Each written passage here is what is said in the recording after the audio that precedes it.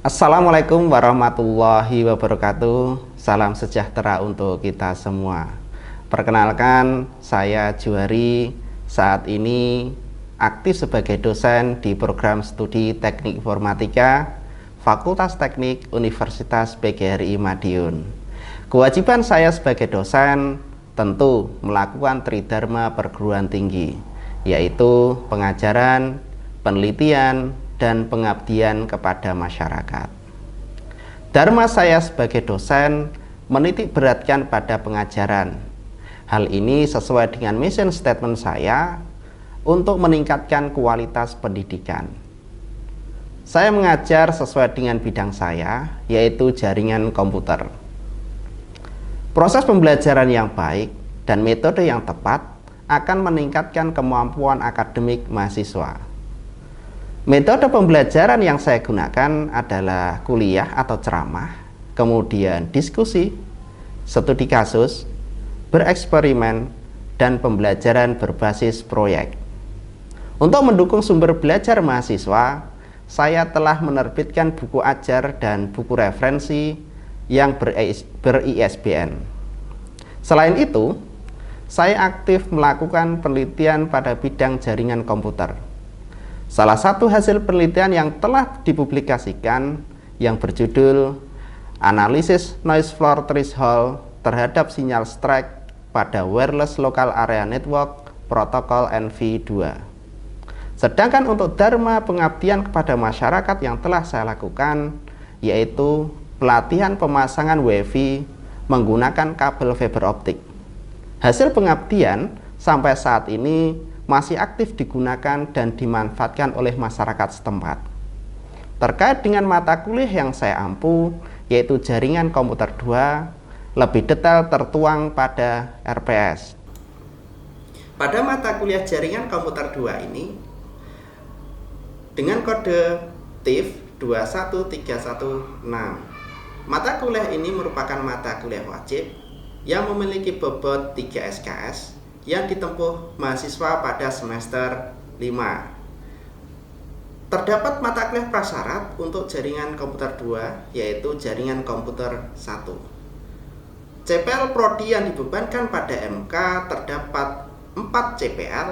Yang pertama, menunjukkan sikap bertanggung jawab atas pekerjaan di bidang keahliannya secara mandiri. CPL yang kedua, menguasai dan mengimplementasikan teknologi wireless, bridge, DHCP, DNS, wireless, routing statik dan dinamik, monitoring traffic data menggunakan router boot mikrotik. CPL yang ketiga yaitu mampu menunjukkan kinerja mandiri, bermutu dan terukur. CPL yang keempat, mampu merancang jaringan komputer serta melakukan pengelolaan secara kontinu. Sedangkan capaian pembelajaran mata kuliah atau CPMK terdapat 4 CPMK. Yang pertama, menunjukkan sikap bertanggung jawab atas pekerjaan di bidang keahlian secara mandiri. CPMK yang kedua, mahasiswa mampu merancang dan mengimplementasikan teknologi jaringan komputer seperti wireless, bridge, DHCP, DNS, wireless, firewall, routing statik dan dinamik, monitoring traffic data, serta langkah-langkah dalam instalasi jaringan menggunakan router boot mikrotik. Sedangkan CPMK yang ketiga yaitu mampu menunjukkan kinerja mandiri, bermutu, dan terukur.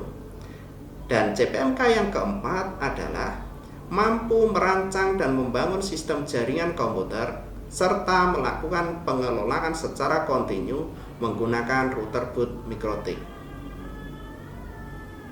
Kemampuan akhir di tahap pembelajaran terdapat 8 sub CPMK. Sub CPMK yang pertama, mengetahui dan memahami kompetensi yang akan dicapai pada mata kuliah jaringan komputer. Sub CPMK kedua, mampu memahami dan mengetahui jaringan komputer menggunakan teknologi wireless. Sub CPMK ketiga, mampu memahami dan mengerti koneksi bridge dalam jaringan komputer. Sub CPMK yang keempat yaitu mampu mengerti dan menguasai protokol jaringan DHCP dalam merancangan maupun implementasi jaringan komputer. Sub CPMK yang kelima yaitu mampu memahami tentang DNS atau Domain Name System yang merupakan sistem penting dalam infrastruktur internet. Sub CPMK yang keenam yaitu mampu memahami firewall jaringan komputer, termasuk konsep dasarnya, jenis-jenisnya, dan bagaimana mengimplementasikan secara efektif dalam jaringan. Sub CPMK ketujuh mampu melakukan perancangan dan konfigurasi routing statik dan dinamik. Sub CPMK 8 mampu konfigurasi router boot mikrotik serta dapat melakukan monitoring dan menganalisa trafik data yang melewati jaringan. Deskripsi mata kuliah jaringan komputer 2 yaitu pada mata kuliah ini dibahas tentang teknologi dan implementasi jaringan komputer seperti wireless, bridge, DHCP, DNS, firewall, routing statik dan dinamik, serta langkah-langkah dalam instalasi jaringan yang disusun berdasarkan skenario yang sesuai dengan kebutuhan kerja pada bidang jaringan komputer menggunakan router boot mikrotik. Sumber pustaka utama pada mata kuliah jaringan komputer 2 ini 1.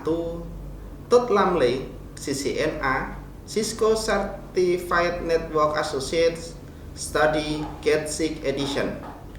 Kemudian yang kedua, Kevin Wallace, CCNP, Cisco Press tahun 2015. Whedon Adam, CCNA, Routing and Switching, Cisco Press 2013. Iwan Sovana, Cisco CCNP dan Jaringan Komputer tahun 2012. Neil Mansfield, Practical TCP IP, mendesain, menggunakan, dan troubleshooting jaringan TCP IP di Linux dan Windows. Andrew S. Tannenbaum, Computer Network Prentice Hall tahun 2023. Sementara untuk pustaka pendukung yaitu Sterling William, Komunikasi Data dan Komputer, Dasar-dasar Komunikasi Data tahun 2001. Dan pendukung yang terakhir adalah website www.mikrotik.co.id. Selanjutnya, video mengajar mata kuliah jaringan komputer 2. Mata kuliah ini sesuai bidang yang saya tekuni saat ini. Mengajar dilakukan secara luring, berada di dalam kelas. Berikut videonya. Terima kasih. Assalamualaikum warahmatullahi wabarakatuh. Selamat pagi teman-teman semuanya.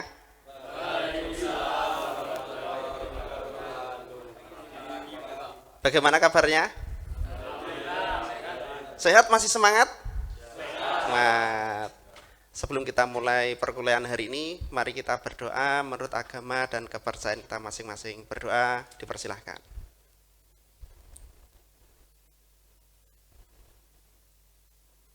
Berdoa, selesai. Untuk hari ini kita mata kuliahnya apa?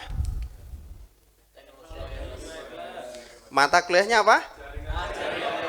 Iya, jaringan komputer 2. Untuk hari ini kita akan diskusi terkait dengan wireless. Kemudian ada beberapa manfaat yang bisa kita ambil dari teknologi nirkabel itu, atau kita nyebutnya adalah wireless tadi ya.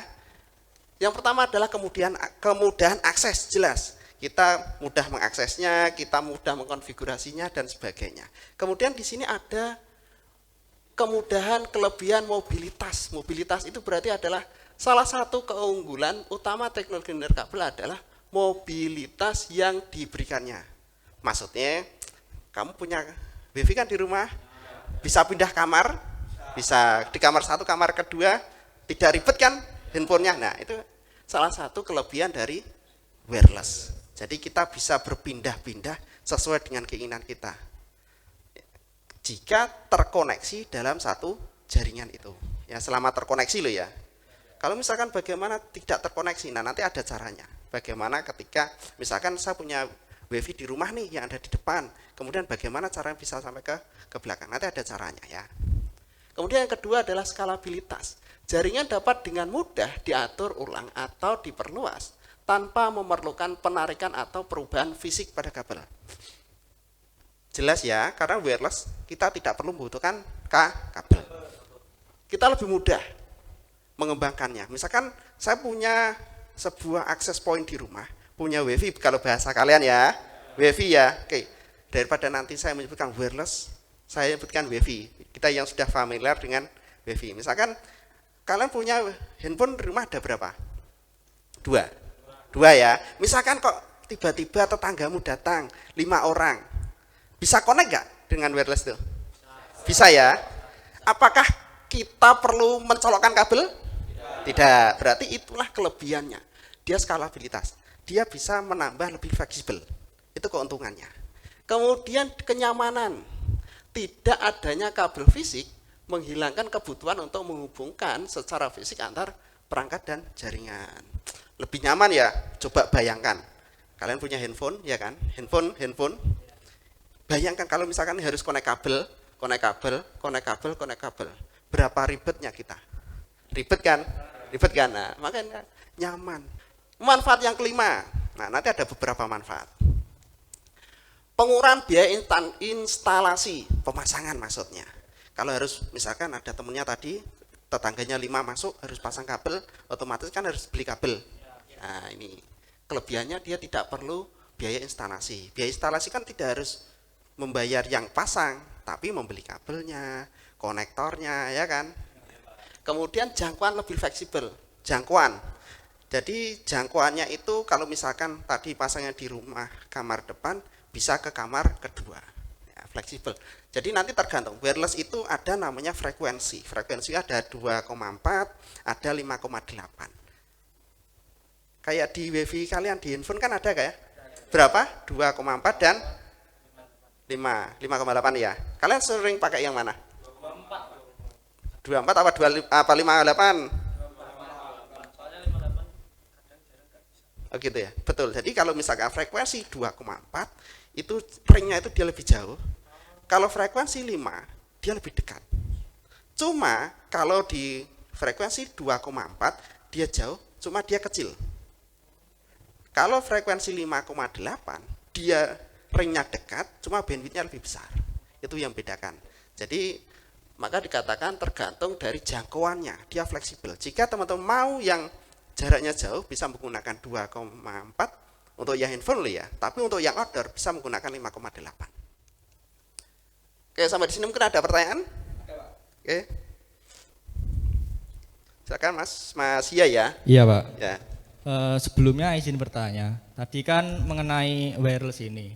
Nah, jadi seperti mungkin beberapa rumah, termasuk rumah saya itu terbagi beberapa banyak ruangan Pak. Nah, di ruangan ini itu terkadang kita tidak kebagian spot wifi. Jadi itu bagaimana Pak caranya untuk menanggulangi hal tersebut? Jadi itu wifi-nya itu di ruangan ini cepat, di ruangan yang lain itu mungkin kurang. Itu bagaimana Pak untuk memperluas jangkauannya? Terima kasih Pak. Untuk jarak dari sumber internet, ada wifi ya sumber internetnya di rumah ya, sampai ke jarak belakang atau rumah yang diinginkan itu jaraknya berapa jauh kira-kira? Kira-kira ya sekitar 10-15 Pak. 10-15 ya? Iya Pak. Tapi terhalang tembok ya? Itu terhalang tembok dan pintu. Oke. Ada beberapa cara yang bisa dilakukan. Yang pertama kita bisa menggunakan kabel ya. Kita kan punya router ya di rumah ya. Ketika kita berlangganan internet warnanya putih, ada labelnya ISP-nya ya. Nah, ada internet itu kan ada modem, ada LAN-nya ya. Itu boleh ditarik kabel ke belakang, berarti harus beli satu router lagi. Itu bisa. Router mereknya apa? Sembarang. Yang ada dijual di pasaran, di toko-toko komputer itu banyak. Salah satunya adalah menggunakan kabel. Ini kabelnya apa? Kemarin sudah praktek menggunakan kabel UTP. Ya kan, sudah bisa ya. Nah, jadi nanti beli tambah satu router, kemudian dikonekkan menggunakan kabel. Itu cara yang kedua. Pak, kalau pakai kabel itu aku males Pak. dadak menek-menek paku-paku. Ada cara yang kedua, yaitu menggunakan namanya repeater. Nah, repeater, cara kerja repeater itu gini. Anggaplah sinyal WiFi. Kemudian ini ISP misalkan. Nah, di sini ada satu alat namanya repeater.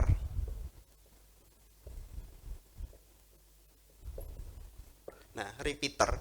Jadi sinyal dari sini akan ditangkap oleh sinyal ini.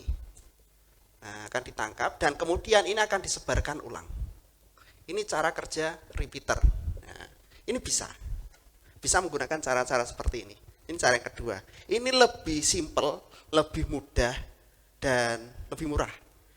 Sesuai dengan tadi, lebih fleksibel kan, tidak menggunakan kabel. Nah, cuma kendalanya nanti ada namanya intervensi. Kalau misalkan nanti di suatu wilayah itu nanti terdapat satu frekuensi yang sama, nanti akan terjadi intervensi. Tapi kalau kemungkinan kalau di satu rumah sih kemungkinan kecil ya intervensi ya. Oke, saya lanjut. Ada pertanyaan lagi?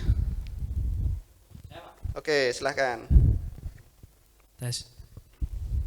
Izin bertanya, Pak. Ya, silahkan. Di rumah itu saya pasang 2 wifi, Pak. Jadi di ruangan depan dan ruang belakang. Kebetulan itu ruangannya agak jauh. Saya pasang 2 wifi, kecepatannya sekitar 100 Mbps. Kedua ya, Dua-duanya. Ya, dua-duanya. Tapi itu setelah saya coba itu kok malah lemot ya, Pak.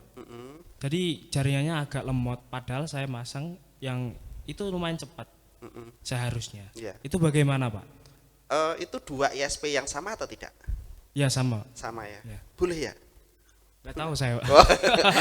Boleh ya. Jadi gini, ada beberapa sebab kenapa terjadi lemot. Ya kan, bahasa kalian lemot. Ya, lemot, wah, Pak. nge-lag. Nah, bahasa kamu nge-lag. Tapi kalau nge-lag jangan, ada beberapa sebabnya. Misalkan gini. Ini tadi untuk yang repeater ya. Oke, misalkan di sini beda lagi. Kasusnya berbeda. Ini 2 kasus yang berbeda. Kalau punya Emasia tadi adalah untuk menambahkan jangkauan lebih luas. Tapi untuk Mas Hudan ini adalah ada 2 ESP. Kenapa? Seharusnya kalau dilihat dari kecepatan itu dia sudah optimal. Tapi kenapa dia bisa lemot? Nah, nanti silakan dilihat. Ini ada beberapa sebab. Bisa jadi karena intervensi. Bisa jadi ada intervensi. Intervensi itu apa? Apabila 2 channel, apabila dua ISP tadi ya, 2 modem itu memiliki channel yang sama. Channelnya itu yang apa? Ini saya tunjukkan. Nanti dilihat menggunakan WiFi analyzer. Saya tunjukkan WiFi analyzer, misalkan seperti ini. Nah, bagaimana ngeceknya? Bisa menggunakan namanya WiFi analyzer. Nanti silakan diinstal, coba saya tunjukkan ya. Nah, ini untuk menganalisa bahwa di ruangan ini, contohnya ya, di ruangan ini ada banyak WiFi atau wireless. Nah, di sini ada channel 1, channel 2. Nah, nanti diperhatikan ini ya, ini. Dia berada di channel berapa? Jika misalkan ada di channel 2 ini tadi, nanti silakan salah satu channel itu dirubah menjadi channel yang berbeda. Hindari untuk kedua 2 ISP tadi ya, 2 modem tadi ya. Nanti silakan dirubah, ini caranya, solusinya. Channelnya. Pastikan ini keduanya berbeda, tidak sama. Ya, channelnya berbeda, tidak sama. Dan hindari menggunakan channel yang otomatis. Kenapa? Karena otomatis itu dia nanti akan berubah-ubah. Channel 1, 2, 3, 4 sampai dengan channel yang disediakan sampai 13. Nah, untuk menghindari itu kita harus memberikan channel. Jadi tidak boleh otomatis. Nah, nanti ISP1, ISP2 silakan di channelnya dibedakan agar nanti tidak terjadi intervensi. Atau bahasa kalian itu mengatakan tabrakan, crash. Nah, sinyalnya crash, Pak. Kan gitu loh. Oke, saya lanjut ya. Kemudian tantangan nirkabelnya. Keamanan yang lebih rentan terhadap peretasan dan gangguan. Oleh karena itu, penting untuk mengimplementasikan langkah-langkah keamanan yang tepat ketika menggunakan teknologi nirkabel. Banyak terjadi peretasan karena kita tidak memperhatikan keamanannya, ya. Apakah masih ada yang menggunakan WiFi di tempat umum secara terbuka? Masih ya. Hati-hati ya. Hati-hati apabila menggunakan WiFi yang publik. Bisa jadi itu adalah tidak aman. Resikonya bagaimana? Khawatirnya nanti itu bisa mengambil data privasi kita. Ya, jadi hati-hati. Kemudian di jaringan komputer ini ada namanya komponennya. Ya, komponen tadi ada wireless, komponennya apa? Ada access point, ada router, kemudian ada network interface ya, kemudian ada antena. Dan ini ada switch, ada security protocol, ada management software, kemudian ada power over Ethernet atau disebut dengan PoE. PoE itu misalkan saya punya router nih, biasanya outdoor, dia powernya dia bersamaan dengan satu kabel itu. Nah, namanya PoE. Ya. Kemudian ada namanya cloud controller. Nah, ini cloud controllernya. Ini selanjutnya adalah namanya topologi wireless. Masih ingat ya topologi ya teman-teman ya?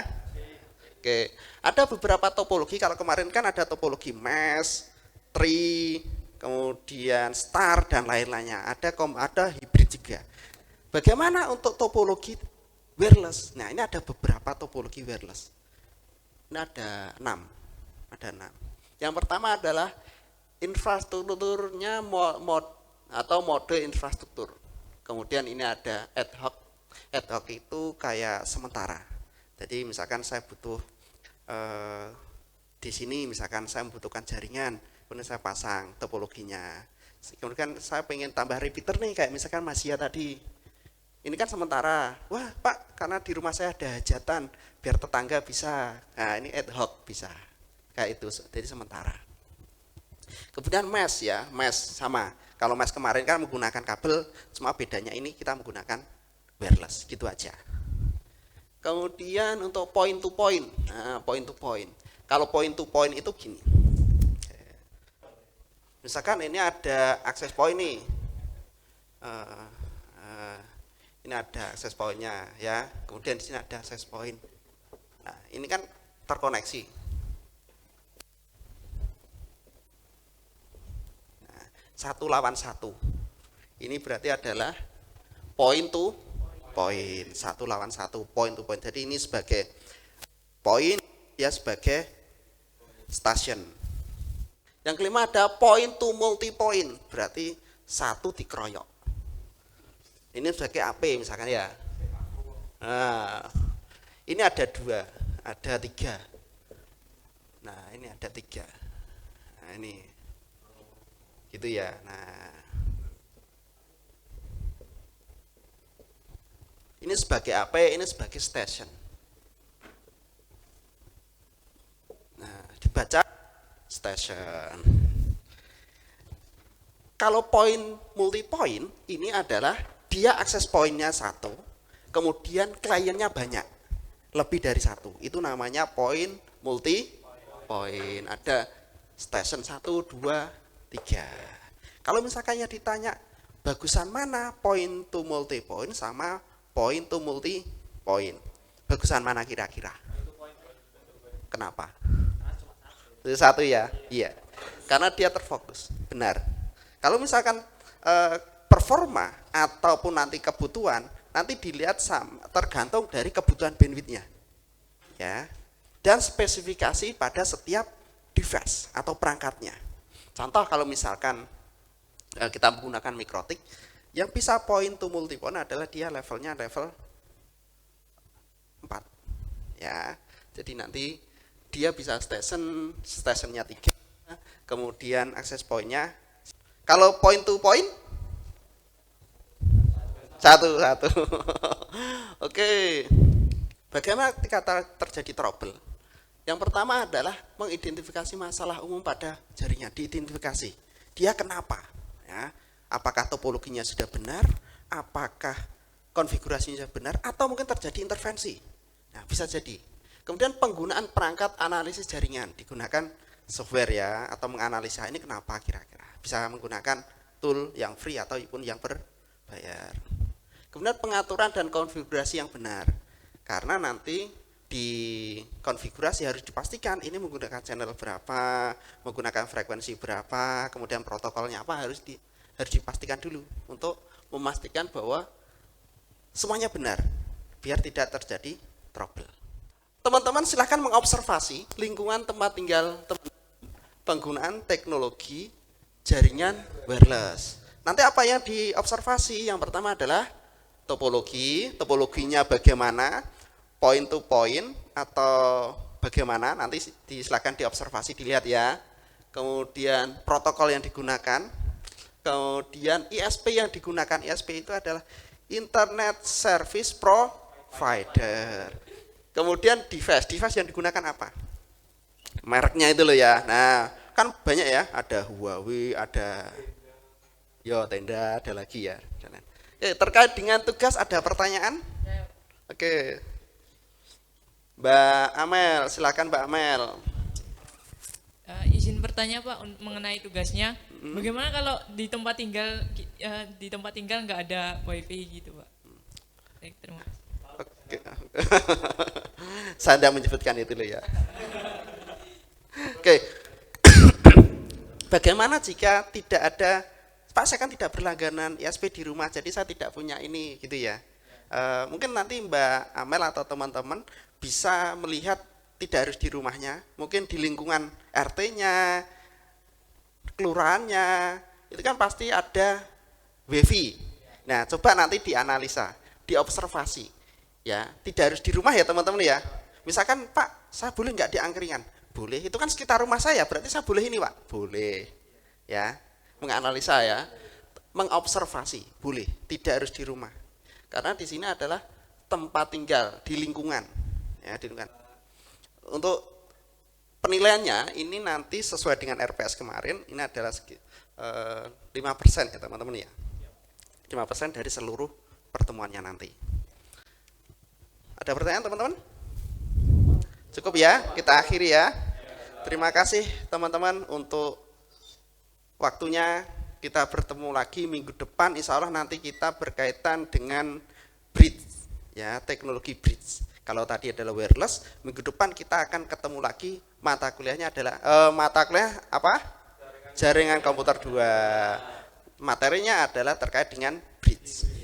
Oke, terima kasih teman-teman semuanya. Kita bertemu lagi di minggu depan. Assalamualaikum warahmatullahi wabarakatuh.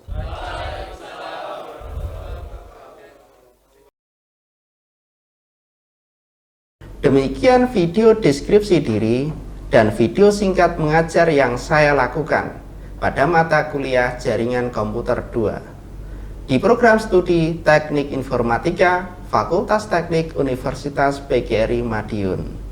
Saya sampaikan terima kasih kepada seluruh pihak yang telah mendukung dan memberikan kesempatan saya untuk terus berkembang, khususnya Universitas PGRI Madiun dan Kementerian Pendidikan Tinggi, Sains dan Teknologi Republik Indonesia untuk ikut serta seleksi sertifikasi dosen tahun 2025.